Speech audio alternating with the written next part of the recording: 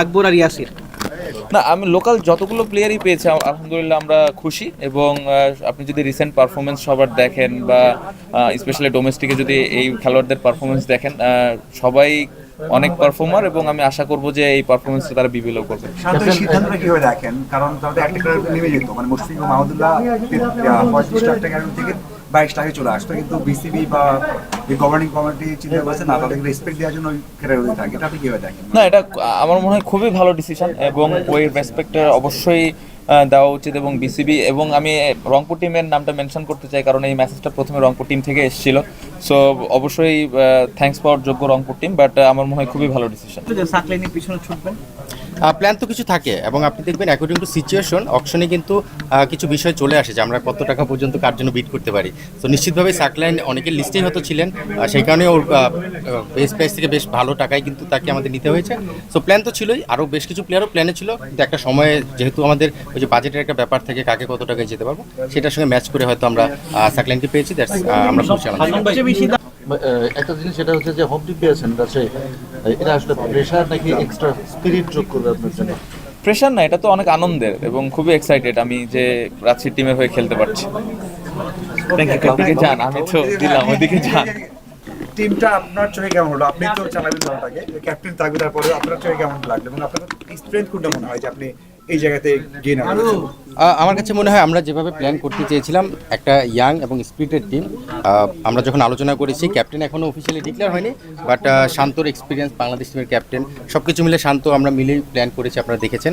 তো সেখান থেকে আমাদের যে প্ল্যান ছিল সেভাবে আমরা এগিয়েছি এবং সোফার আমরা হ্যাপি।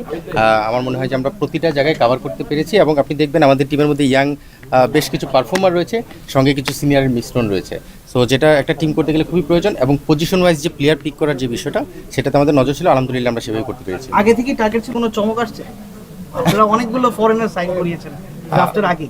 না, আমরা অনেকগুলো ফরেনার করিনি, আমরা যাই করেছি আপনারা খুব শীঘ্রই জেনে যাবেন। অলরেডি আপনারা জানেন যে আমরা 4 জন অলরেডি লক করেছি।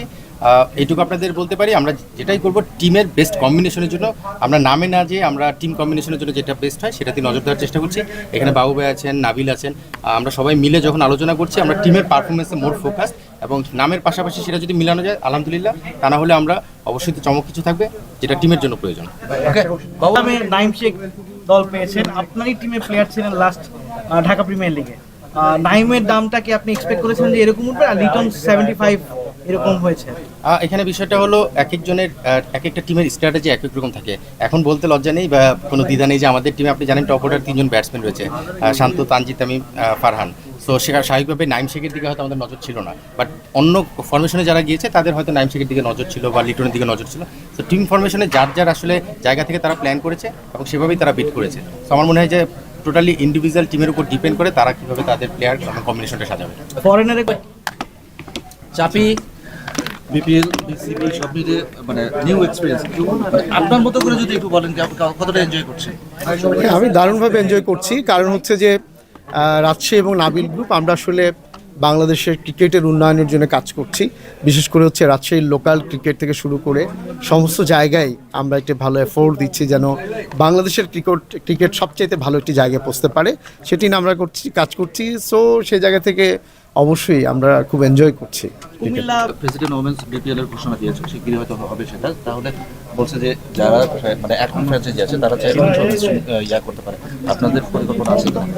হ্যাঁ, আমাদের প্ল্যানিং আছে। আমরা আসলে ক্রিকেট নিয়ে যেহেতু কাজ করছি এবং সেই জায়গা থেকে অবশ্যই আমরা দেখব সেটা যদি আমাদের জন্য সুটেবল হয়, আমাদের সেরকম প্ল্যানিং আছে। বরিশাল নেই, এবার কি রংপুরের সঙ্গে আপনাদের কি বড় টিম ধরা হবে কিনা? বিগেস্ট টিম আপনার রংপুর? আসলে বিগেস্ট টিম ধরা বা না ধরার ব্যাপারটা এটা ডিপেন্ড করে আপনাদের উপরে। তবে আমরা আশা করছি আমরা একটা খুবই ব্যালেন্সড এবং একটা প্রতিযোগিতামূলক এবং ম্যাচ উইনিং টিম আমরা করতে পেরেছি। আশা করছি সেদিক থেকে আপনারা ধরতেই পারেন যে রাজশাহী ওয়ারিয়র্স এবার ভালো করবে। সব ধরনের খেলার খবর পেতে সাবস্ক্রাইব করুন, সঙ্গে থাকুন খেলার পাতার।